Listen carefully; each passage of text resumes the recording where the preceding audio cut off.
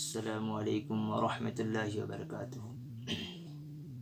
الحمد للہ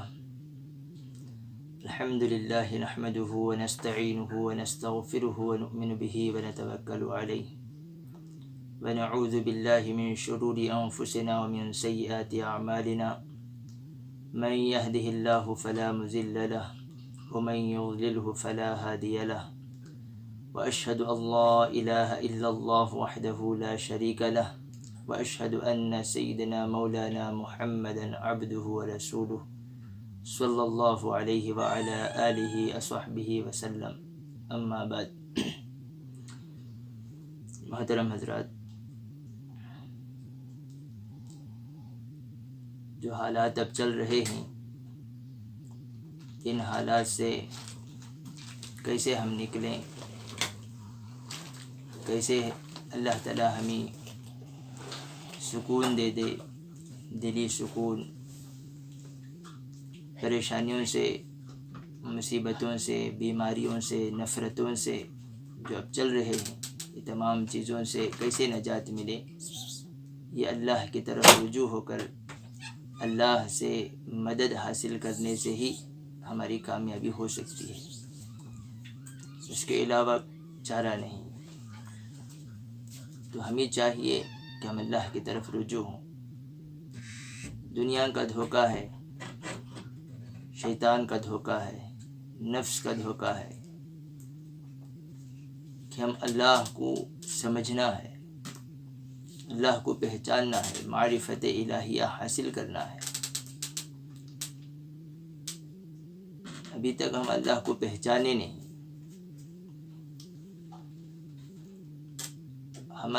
ہماری سوچ، ہماری عقلیں ہمیں کہتی ہیں کہ دنیا میں جو کچھ ہو رہا ہے، کیوں ہو رہا ہے، یہ کیسے، اللہ ایسا کیوں کر رہے ہیں۔ ہم اللہ پر گلہ شکوہ کرنے والے ہو گئے۔ یہ چیز جو ہماری عقلیں، جو ہماری سوچ جو ہے، بس ہم یہ دیکھتے ہیں جو اب کیا ہو رہا ہے، لیکن اس دنیا کو بنانے والے اللہ جانتے ہیں۔ اللہ کے قوانین ہیں، اللہ کا قانون ہوتا ہے۔ جیسا دنیا میں کوئی کمپنی ہوتی ہے تو اس کا ایک قانون ہوتا ہے، الگ الگ کمپنی والے الگ الگ قانون بناتے ہیں، الگ الگ خاندان والے، قبیلے والے اور اپنا ایک معمول بناتے ہیں، وہ گھر والے اپنا ایک معمول بناتے ہیں، لیکن اس کے اندر جو ہے کبھی غلط فہمیاں ہو جاتی ہیں، کوئی غلطیاں بھی ہو جاتی ہیں، تو جو بڑے ہوتے ہیں کبھی چند غلطیوں کو معاف کر دیتے ہیں۔ کوئی غلطی ایسی ہوتی ہے جو معافی کے قابل ہوتی ہے، معاف، لیکن چند غلطیاں ایسے ہوتے ہیں جو معاف نہیں کرتے تو وہ نہیں کریں گے۔ اور چند ایسے رشتے ہوتے ہیں، ایسا کچھ تعلق ہوتا ہے، خاص لوگ ہوتے ہیں، ان سے بڑی غلطی بھی ہو جاتی ہے تو نظر انداز کرتے ہیں۔ تو اللہ تعالیٰ کے بھی قوانین ہیں کہ دنیا کے اندر ایسے ایسے اعمال ہو، دنیا کے اندر ایسے ایسے کام ہونی چاہیے، اور انسان، اللہ کے بندے، اللہ کے ایسے احکامات کو پورا کرنا ہے، اللہ کے حکموں کو ایسے پورا کرنا ہے، اللہ کے فلانی نافرمانی نہیں کرنا ہے۔ یہ ساری باتیں تو ہمارے سامنے کھلے طور پر، واضح طور پر ہمیں علماء اکرام، ہمارے بڑے ہمیں بار بار سمجھا دیے کہ مثال کے طور پر جھوٹ بولنا کتنا بڑا گناہ ہے، چوری کرنا کتنا بڑا گناہ ہے، زناکاری کتنا بڑا گناہ ہے، میوزکیں کیسے حرام ہیں، ماں باپ کی نافرمانی کتنا بڑا جرم ہے، بڑوں کی ناقدری کتنا بڑا جرم ہے، عالموں کی ناقدری کتنا بڑا جرم ہے، قرآن کو چھوڑ دینا یہ کتنی بڑی غفلت اور لاپرواہی ہے، اور قرآن کو چھوڑنے کی وجہ سے کیسی ناکامی ہوتی ہے، مسجدوں کو چھوڑنے کی وجہ سے کیسی ناکامی ہوتی ہے۔ اللہ کی طرف رجوع رہنا ہی ہماری کامیابی ہے، اللہ سے تعلق توڑنے میں کتنی ہماری ناکامی ہوتی ہے، اور کیسے کیسے حالات آتے ہیں، پریشانیاں، مصیبتیں آتی ہیں۔ آگاہ کیا جا رہا ہے، اور یہ باتیں اپنے طرف سے نہیں کہتے، قرآن میں حدیث میں بہت ساری باتیں مل جاتی ہیں کہ پہلے کے زمانے میں کیسے کیسے عذابات آئے۔ تو ایک مرتبہ حضرت ام عائشہ رضی اللہ عنہا اللہ کے رسول صلی اللہ علیہ وسلم سے پوچھے کہ یا رسول اللہ، پہلے اتنے بڑے بڑے عذابات ہوئے، کیا اس امت میں بھی، آپ صلی اللہ علیہ وسلم کی امت میں بھی اتنے بڑے بڑے عذابات آئیں گے؟ تو اللہ کے رسول صلی اللہ علیہ وسلم نے کہا ہاں، جب خباثت غالب ہو جائے، گناہ زیادہ ہونے لگے، گناہ زیادہ ہونے لگے۔ اس کے خلاصے میں ہمارے بڑے ہم یہ سمجھاتے ہیں، یہ مثال کے طور پر اب بڑا مشہور واقعہ ہے موسیٰ علیہ السلام کا زمانہ۔ موسیٰ علیہ السلام کے زمانے میں قحط آیا، بارشیں بند ہو گئیں، سب پریشان تھے، سارے انسان پریشان، جانور پریشان، سب پریشان۔ اس وقت میں موسیٰ علیہ السلام اللہ کے رسول ہیں، اللہ کے پیغمبر ہیں، اور موسیٰ علیہ السلام کلیم اللہ ہیں، اللہ سے ڈائریکٹ بات کرنے والے ہیں، اور قرآن میں انبیاء کی لسٹ آپ اٹھائیں گے تو سب سے زیادہ نام موسیٰ علیہ السلام کا قرآن میں آتا ہے۔ اتنے بڑے رسول ہیں اور بارش کے لیے دعا مانگ رہے ہیں، سارا مجمع سامنے ہے اور دعا مانگنے والے اللہ کے رسول ہیں، آمین کہنے والے ساری قوم ہے۔ تب اللہ تعالیٰ کہتے ہیں کہ ایک گنہگار ہے، جب تک وہ وہاں سے نہیں چلا جاتا بارش اللہ تعالیٰ نازل نہیں کریں گے، دعا قبول نہیں کریں گے۔ تو اللہ تبارک و تعالیٰ ایک آدمی کی وجہ سے بارش کو بند کیے، اس کے اٹھ کر جانے کے لیے کہے۔ تو واقعہ تو سب جانتے ہیں۔ تو وہاں سے آدمی جو ہے وہ ایک آدمی تھا۔ یہاں پر نوٹ کرنے کی بات ہے، غور کرنے کی بات ہے، ایک آدمی گنہگار ہونے کی وجہ سے بارش بند ہوتی ہے۔ آج ہمارے گاؤں میں، گلی گلی میں، گھر گھر میں گنہگار ہیں، لیکن الحمدللہ ایسی بڑی بڑی مصیبتیں جو اس وقت میں لوگ بڑے بڑے مصیبتیں اٹھائیں، ایسی مصیبتیں تو نہیں ہیں، اللہ رحم کر رہے ہیں۔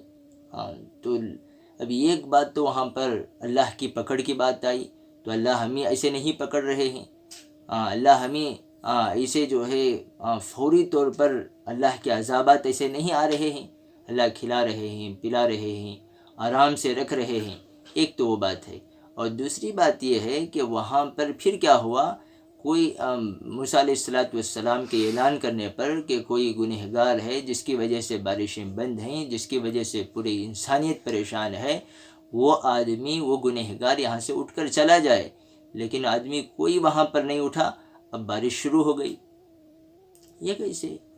اللہ تعالیٰ نے کہا کہ جب تک وہاں سے وہ اٹھ کر نہیں جائے گا بارش نہیں برسیں گی، دعا قبول نہیں ہوگی، لیکن پھر بھی بارش شروع ہو گئی۔ یہ اللہ تعالیٰ اپنے بندوں کو کتنا چاہتے ہیں، یہاں پر یہ بات ملتی ہے کہ کتنی محبت ہے اللہ تعالیٰ کو اپنے بندوں سے۔ تو کوئی نہیں اٹھا، اور کہنے والے، اعلان کرنے والے اللہ کے رسول ہیں، موسیٰ علیہ السلام ہیں۔ موسیٰ علیہ السلام کو اللہ نے کہہ دیا بارش نہیں برسے گی، لیکن وہاں پر بارش پھر شروع ہو گئی۔ اللہ تو سچے ہیں، سچ بولنے والے ہیں۔ تو بارش شروع ہو گئی، تو پھر بعد میں اللہ سے پوچھے، کلیم اللہ تھے، اللہ سے بات کرنے والے تھے موسیٰ علیہ السلام، یا اللہ یہ کیسے؟ تو اللہ نے کہا کہ اس نے توبہ کر لیا ہے، اس نے توبہ کر لیا ہے۔ توبہ ایک ایسی چیز ہے، اللہ کا غصہ ٹھنڈا ہو جاتا ہے، اللہ معاف کر دیتے ہیں۔ بڑے انتظار میں ہوتے ہیں، کتنے بڑے بڑے غلطیاں بچے کرتے ہیں، اور ماں باپ قسمیں تک بھی کھا لیتے ہیں جوش میں آ کر کہ ہم اس کا منہ نہیں دیکھیں گے، اسے بات نہیں کریں گے، لیکن جب وہی بچے، وہی اولاد ماں باپ کے سامنے جا کر معافی مانگ لیتے ہیں تو معاف کر دیتے ہیں۔ اور اللہ تو 70 ماؤں سے زیادہ چاہنے والے، تو ضرور معاف کریں گے۔ تو یہاں پر اللہ کی طرف رجوع ہونے میں ہماری کامیابی ہے۔ تو بارش برس گئی، موسیٰ علیہ السلام نے پوچھا تو اللہ نے کہا توبہ کر لیے۔ تو موسیٰ علیہ السلام کہتے ہیں اللہ وہ کون ہے؟ دیکھیں اللہ تعالیٰ اپنے رسول کو بھی نہیں بتا رہے، اللہ تعالیٰ اپنے رسول کو بھی نہیں بتا رہے کہ وہ کون بندہ ہے، تاکہ میں اسے کیوں شرمندہ کروں؟ تمہاری نگاہ میں اس کا وقار میں کیوں گراؤں؟ تو اللہ تعالیٰ اتنا چاہتے ہیں بندوں کو، تو ضرورت اس بات کی ہے کہ ہم اللہ کی طرف رجوع ہونا ہے، اللہ کی طرف رجوع ہونا ہے۔ اب شیطان کا دھوکہ، نفس کا دھوکہ ایسے ہوتا ہے، اللہ تو 70 ماؤں سے زیادہ چاہنے والے، پھر ایسا کیوں ہو رہا ہے، ایسا کیوں ہو رہا ہے، اتنی پریشانیوں میں، مصیبتوں میں اللہ کیوں مبتلا کر رہے ہیں؟ ایک سوال ذہن میں آتا ہے، یہ غلط ہے، یہ غلط ہے۔ اللہ تعالیٰ تو ہمارے غلطیاں، ہمارے گناہ اتنے زیادہ ہو گئے، اللہ تعالیٰ سیکنڈوں میں تمام کے تمام کو ہلاک کر سکتے ہیں، برباد کر سکتے ہیں، لیکن اللہ تعالیٰ مہلت دے رہے ہیں۔ ہمیں لگا کہ مسلمانوں کو اتنی مصیبتیں کیوں آ رہی ہیں، مسلمانوں کو ایسے نشانہ کیوں بنایا جا رہا ہے؟ اللہ تعالیٰ اس کے پیچھے حکمت ہوتی ہے، اللہ تعالیٰ کی اس کے پیچھے حکمت ہوتی ہے، اس کے پیچھے اللہ تعالیٰ پھر بڑی کامیابی دینے والے ہوتے ہیں جو ہماری عقلیں وہاں تک نہیں پہنچ سکتی۔ بعد میں کہیں گے کہ اس وقت میں جو ہوا اچھا ہوا، ہم غلط سمجھے، یہ ہماری عقلیں ہیں۔ تو بہرحال ایسی باتیں بہت ساری مثالیں ہیں۔ مثال کے طور پر میں ایک کھلی مثال یہ دیتا ہوں کہ جیسے ہی مکے کا، مدینے کا سفر بند ہوا، اس وقت میں چند مہینے پہلے بند ہو گیا، تو ہم نے سنا لوگ یہاں تک بول دیے کہ وہ کتنے بڑے ظالم لوگ ہیں، مکے کا سفر بند کر دیے، مدینے کا سفر بند کر دیے، وہ فلاں ہیں، ان کے بارے میں، وہاں کی حکومت کے بارے میں، گورنمنٹ کے بارے میں کیا کیا باتیں آئیں۔ لیکن جب یہاں پر معلوم ہوا کہ جو وہاں پر باہر ملکوں کو جا کر آئے ہیں، وہ ان کو اب جو ہے وہ کرونا وائرس کے حساب سے جو ہے ان کو باہر رکھا جائے، ان کو ٹیسٹ کیا جائے اور ان کا علاج کیا جائے، اتنے دن ان کو باہر نہیں چھوڑا جائے، وغیرہ وغیرہ۔ تو یہ ساری باتیں جب دقتیں پیش آئیں تو سمجھ میں آیا کہ اگر وہاں کی حکومت نہیں روکتی تو کتنے ہزاروں کے لوگ وہاں پر جاتے تھے، اور جا کر آنے کے بعد کتنی پریشانی اس ملک والوں کو ہوتی تھی اور ہم کو کتنی پریشانی ہوتی تھی۔ تو فوراً جو ہے چند مہینوں میں ہی اس کا کیا ہے سمجھ میں آ گیا۔ حالانکہ وہ ایک اسلامی قانون ہے، اسلامی قانون ہے کہ جہاں پر وبائی بیماریاں پھیل جاتی ہیں، وہاں آدمی جو ہے جس جگہ میں بیماری ہے اس جگہ کو نہیں جانا، اور جس جگہ میں بیماری پھیل گئی وہ جگہ والے دوسری جگہ میں نہیں جانا۔ یہ اسلامی قانون ہے، اللہ کے رسول صلی اللہ علیہ وسلم بتائے ہیں، طریقہ ہے اسلامی طریقہ۔ تو اللہ تعالیٰ جو ہے اسلام ہر زمانے میں کیسے عمل کرنا علماء اکرام ہمیں بتا رہے ہیں۔ تو جو وقت میں جو کام کرنا ہے ہم عالموں سے رابطہ کریں، اللہ تعالیٰ کیا چاہتے ہیں اسے وقت میں، ان کی زبانوں سے صحیح باتیں نکلیں گی، تو بس ہماری عقل کے گھوڑے دوڑانے کے بجائے ہم خود جو ہے عمل کر لینے کے بجائے، جو اچھا لگا وہ کرنے کے بجائے جو طریقہ ہے اس طریقے کو اپنانا ہے۔ قرآن و حدیث کو سامنے رکھ کر ہمارے بڑے ہمیں ایک مشورہ جو دیتے ہیں ایسے وقت میں کون سے کام کیسے کرنا ہے، تو اس وقت میں ویسے کر لینا وہ سب سے بڑی بات ہے۔ تو اس وقت میں جو ہے اب ہمیں گھروں میں نماز پڑھنے کو کہا جا رہا ہے۔ دیکھیں کہ بہت سارے ملیں گے زندگی میں گھر میں نماز نہیں پڑھے ہوں گے، لیکن مسجد کو جا کر پڑھ رہے ہوں گے کبھی کبھار، تو ان کے لیے اب کہا گیا کہ ایک موقع ہے گھروں میں نماز پڑھیں۔ کبھی زندگی میں اذان کی آواز گھر میں نہیں گونجی ہوگی، اب گھروں میں اذان کی آواز گونجے۔ بڑی حکمتیں ہوتی ہیں۔ تو بہرحال ہم تمام مل کر، گھر والے مل کر نماز پڑھیں۔ گھر کے اندر نماز کی ایک نورانیت ہوتی ہے۔ تو جو طریقہ ہے، جو آپشن ہے اس آپشن کو اپنانا ہے۔ مثال کے طور پر میں کہہ دوں ایسا کیوں، تو کرنا ہے۔ اور خاص کر جو ہے جیسا مثال ہے آخر میں ایک میری یہ مثال ہے، اب آدمی جو ہے ظہر کے 4 رکعت پڑھنا ہے، اگر کہیں سفر میں چلا جائے تو 2 رکعت ہے۔ تو 2 رکعت کیوں؟ اللہ نے رکھا ہے آپشن وہ۔ تو ایسے وقت میں کیا کیا کام کرنا ہے، ہم علماء اکرام سے رابطہ کریں گے تو ہمیں بتائیں گے کہ ہم کیا کرنا ہے۔ تو تراویح کے بارے میں اور وغیرہ وغیرہ دوسرے بارے میں بھی ہمارے سامنے باتیں آتی رہیں گے انشاءاللہ۔ تو ہم اپنی عقلوں کو اور اپنے ذہنوں کے حساب سے، اپنے پلاننگ کے حساب سے چلنے کے بجائے یہ نفس جو کہتا ہے ہم نے جو اچھا لگتا ہے وہ کرنے کے بجائے جو طریقہ ہے جو اس دنیا کو بنایا، جس نے قرآن کو نازل کیا، جس نے اللہ والوں کو، ولی اللہ کو پیدا کیا، اپنے پیغمبر کو بھیج کر طریقے معلوم کرایا، اس کے اندر ہمیں پہلے سے دنیا بنی ہوئی جب سے لے کر اب تک کے پہلے کیا حالات آئے، اس وقت میں کون سے طریقے پہلے اپنائے تھے، اب یہ حالات آئے ہم کو کون سے طریقے اپنانا ہے، اس پر ہم عمل کرنا ہے۔ تو سب سے اہم بات یہ ہے کہ اللہ کی طرف رجوع ہونا ہے، یہ اصل بات ہے۔ اور بھی باتیں انشاءاللہ آتی رہیں گی۔ دعا فرمائے اللہ تعالیٰ عمل کی توفیق نصیب فرمائے۔ آمین ثم آمین، وآخر دعوانا الحمدللہ رب العالمین۔